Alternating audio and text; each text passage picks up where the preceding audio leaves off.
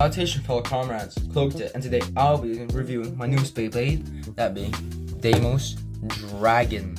What is Deimos Dragon? Deimos Dragon is a DB evolution of Gatling Dragon. Now this Beyblade has a square shape without actually being a square Beyblade.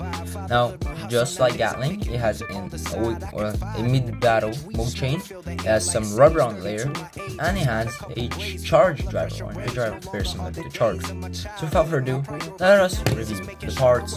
In total, the regular Dragon has 4 parts, that being the DB chip, the layer, the disc, and the driver. So now, let's talk about the driver. Now, the driver is very reminiscent of charge. It has a singular point, which is a whole flat point, and it's quite speedy. Just like charge, it is also very wide, giving it exceptional life after death.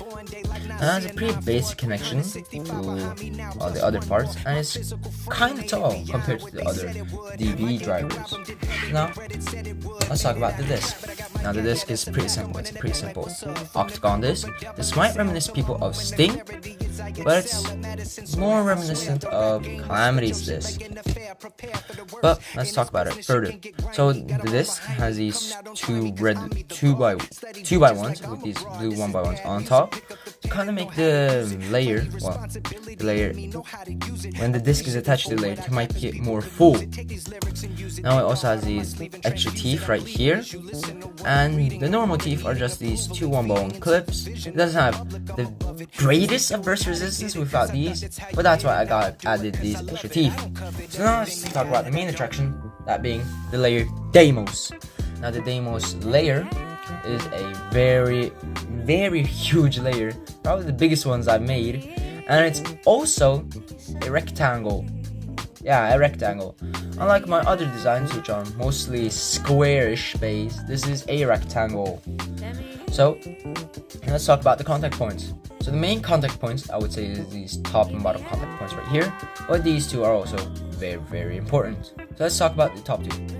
So it first starts out with one of these L pieces, if I can get it off, it's stuck on rubber, with one of these pieces right here, which are mostly used to make couches and such, with one of these brackets with a 1x1 Technic pin on it, and this bracket has a 1x1 cheese slope to make this kind of a flush design.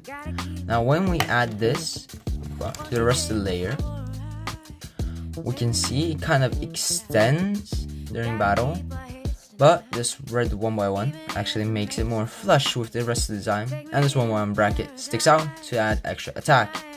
Now on this back part right here is pretty simple. It's just a 1x2 slope on a 1x1 yellow 1x1, and here we have a 1x1 Technic pin, or a 1x1 with a Technic pin hole, and on top of that we got one of these semicircles from Lego Dots on top of there to add a little more yellow to this build. Now we go to the side, we can see it is very gold. It has a lot of gold here actually. It has a gold 1x1 cheese slope on top of this red 1x1, which then leads into this broken 1x1 clip, which is seen right here.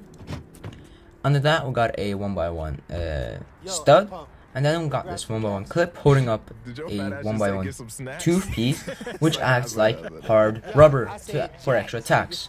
Now the gimmick of the layer is that it has no kind of mid-battle mode change, just like Tempest. So whilst in battle, let me grab Diabolos. Whilst spinning in battle, it might hit these in, making the drop off right here a little more hard, and it gets making the drop in here deeper for more recoil, and then when it's supposed to go into this clip right here, it also hits the 1x1 piece here, and it kind of leads it directly into the rubber, giving it a lot of recoil. So now let's talk about the last part, that being the DB core. Now the DB core does look pretty simple. If we just take out like the chip essence of the DB core, it's pretty simple. It's got this gold 1x1 for the gold jumper plates for the claws. It's got this blue for the body. It's got a background white. Now this ain't actually the one I use for battles, it's this one, but yeah. And it's got this red 1x1 clip to add like the stickers they put on the gold. So and like around the core, it has these two gray 1x1s to reminiscent the weights from the GT era. It's also got these yellow ones, and it got these green cheese slopes right here to add a little more greenery to this bike. So now that we have the core, the layer, the disc, and the driver, let's put it together in a snap. And there is Deimos Dragon all put together. I'm really proud of this bike. It is pretty chunky, it looks pretty nice in my opinion. A lot of people call it messy, and it pairs really well with my Diabolos. So without further ado, let's end this review with a quick bye-bye.